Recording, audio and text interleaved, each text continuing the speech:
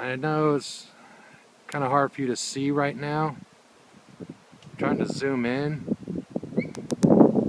but the entire top of that chimney and all over the roof is covered with bees. Donna and my grandbaby came walking out here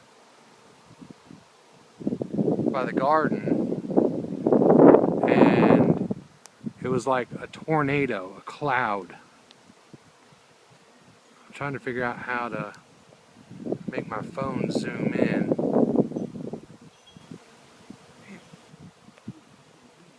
But the top of the chimney for the first 1.5 to 2 foot is almost completely covered with bees. I mean, thousands of bees. I don't know if they're honeybees. It kind of looks like a honeybee. I did say I wanted to start a beehive, but Not in the chimney. yeah, exactly, not in the chimney of my house. I'm gonna try and get a little closer. I mean, they're kind of pissed off. Why? I don't know. Because at first I thought they were ground bees. Hey guys, this is Carly with Southeast Virginia Bushcrafting. Right now I got David Mitchell from Nansemond Bee Association. The horrible video I shot yesterday from my phone, it was a bunch of honeybees. So David is up on the roof, and his job is going to be to capture and save the honeybees. What we witnessed yesterday was, David informed us, was a natural process that a lot of people, unless you're a beekeeper, don't get to see that often. And it was the division of a hive. A new queen was being formed or being born, and the old queen probably. Beautiful. They're right on the top. Right on. All right. So. Beautiful. All right, Pat, vacuum. The new queen took part of the hive, the old queen took part of the hive and divided and took off, because queens are mortal enemies. And if the new queen had been born and the old queen was still there, then the hive, the new queen, one of the queens would have died. So natural process is for one of them to leave. So when David's gonna Right here. Awesome. Right here. David's gonna vacuum these, actually with a shop vac, vacuum these bees up, and gonna relocate them to a hive. So let's kind of see what's going on, and when he's done, we'll do a little talk with David and get a little bit more educated. Hey, Carl. Carl. All right, guys. So as you can see, we've got a lot of bees. Probably thousands. I mean, the bucket is absolutely full. You're getting better. And my finger was over the mic. I don't know if you heard what I was saying, but here I am standing next to a bucket that's got thousands of honeybees in it. And there's honeybees flying all over the place. Quicker the better, buddy. The only time honeybees will sting is if they feel threatened. Like right now, Dave's up there messing with the hive. This initial swarm that came in, and really we need to save these guys. I got you, but hold on. But a lot of people are afraid of bees, and obviously if you're allergic to bees, you've got a reason to be afraid of bees. But these guys are pretty docile. I don't know if you can hear that hum or not. But hold on.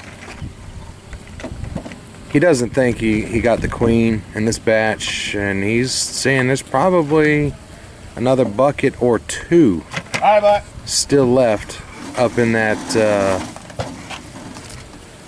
chimney. Go ahead. It's amazing.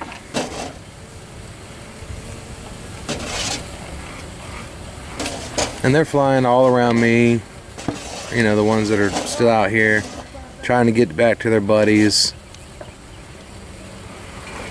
But these little guys got a big job here on Earth, and they do a lot of good. So any chance we get, we want to save what we can.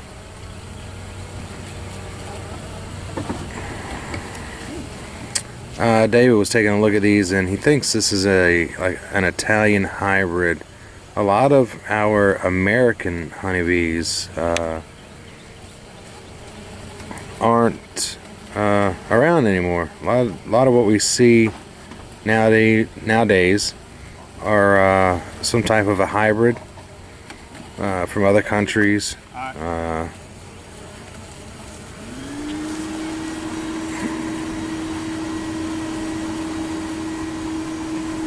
And I showed him a picture yesterday of the bees, and he was thinking Italian maybe, but these guys got pollen all over their legs, and it's that time of the year.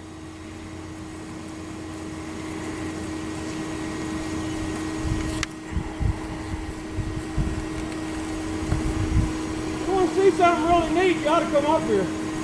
Yeah?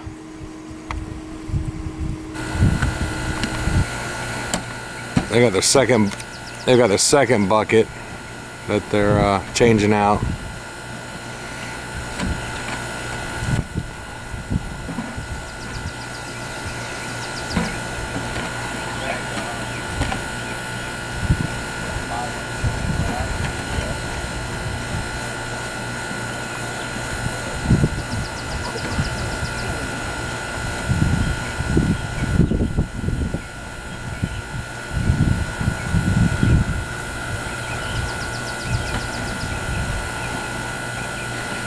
Hey guys, this is Carly with Southeast Virginia Bushcrafting, and I'm here with David, the guy that came out to save our honeybees. So I'm gonna turn the camera on him a little bit and let him tell us a little bit about honeybees and what he did, and kind of the process he went through, and the process that honeybees go through when the colonies split. What we got is a spring swarm. Probably the old queen in an existing hive somewhere decided it was time to move on and start a new colony. Sure, lay eggs, or the workers will start creating a new queen. Before that new queen hatches, the old queen will take a portion of the hive and swarm and go to a new location. That's how they propagate new hives. They had just happened to end up in Carly's chimney. They got a lifetime view of seeing them come across the field. Everybody ought to see that once in their life. They found a nice cavity up in his chimney, which was clean and wide open. Got up there this morning, they'd already started pulling comb. When they swarm, they take a lot of young nurse bees with them, and those nurse bees are wax building machines. They'd already pulled out 3 or 4 inches of new comb just overnight. It was beautiful weather to catch a swarm. It was cold, so all the bees were clustered in a big ball.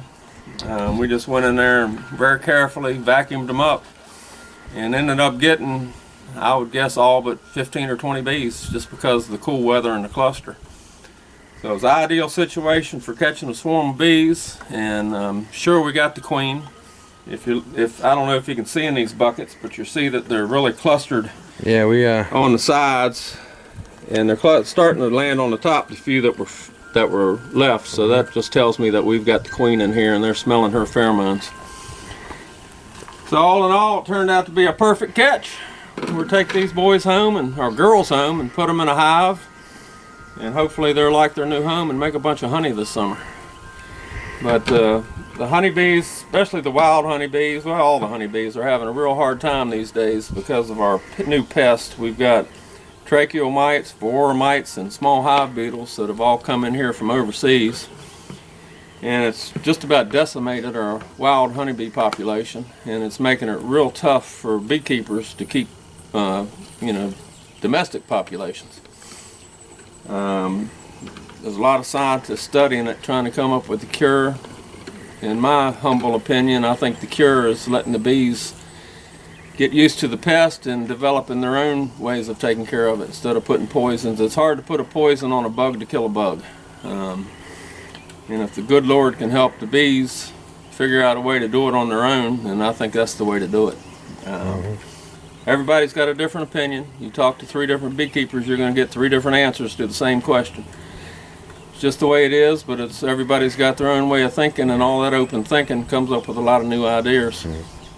And what organization are you with, David? We're a Nansemond Beekeeping Association. And people right here in Virginia. Right here we're have our meetings in Chuckatuck the second Tuesday of every month, and anybody's welcome. If you decide you want to come learn about some bees or just ask questions, the beekeepers show up about 6:30 at the, I can't even tell you the name of it, Big White Church in Chuckatuck. You can't miss it. Tuesday evening at 6:30. Everybody's welcome. With more beekeepers, the better. The more people that want to know about bees, the better.